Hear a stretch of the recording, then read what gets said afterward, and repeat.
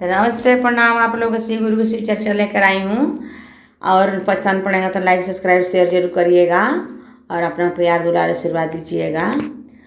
तया जो देवघर नगरिया निहाल सखिया, जो देवघर नगरिया निहाल सखिया, हमर शिवा गुरु सबसे महान सखिया, हमर शिवा गुरु सबसे महान सखिया।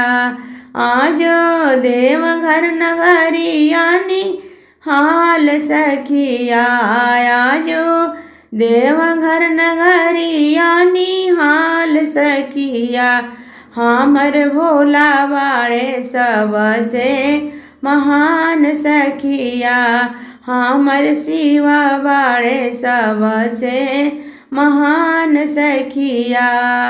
हाथ में डमरुआ और मिर्गावा के छाला, हाथ में डमरुआ और मिर्गावा के छाला, मोरा यार भंगिया बाड़े बड़ा माता वाला, मोरा यार भंगिया बाड़े बड़ा माता वाला।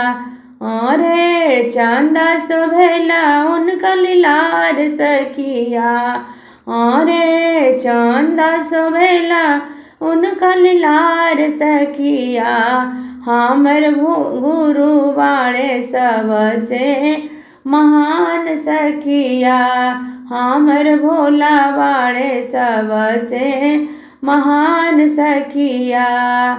हाथे त्रिशूल शोभे गलावा में नाग जी, हाथे त्रिशूल शोभे गलावा में नाग जी, देखी वेशभूषा सब जाला सब काँप जी, देखी सब वेशभूषा सब लोग जाला काँप जी। आए संगवा में भूत बाए ताल सखिया, आए संगवा में भूत बाए ताल सखिया, हमर शिवा गुरु सबसे महान सखिया, हमर शिवा गुरु सबसे महान सखिया।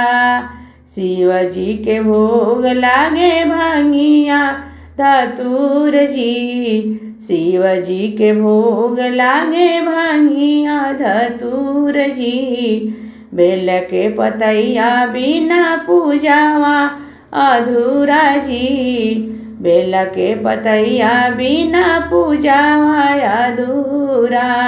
नमाज पहला सगर जहान सखिया, है नमाज पहला सगर जहान सखिया, हमर गुरु बाड़े सबसे महान सखिया, हमर शिवा गुरु सबसे महान सखिया।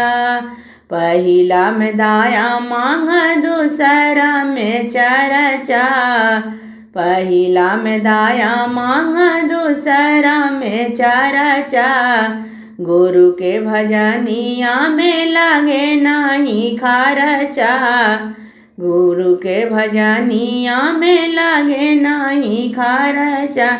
आहे तीसरा में नमः शिवाय के जाप सखिया, आहे तीसरा में नमः शिवाय के जाप सखिया, हमर गुरु बाड़े सबसे महान सखिया, हमर भोला बाड़े सबसे महान सखिया।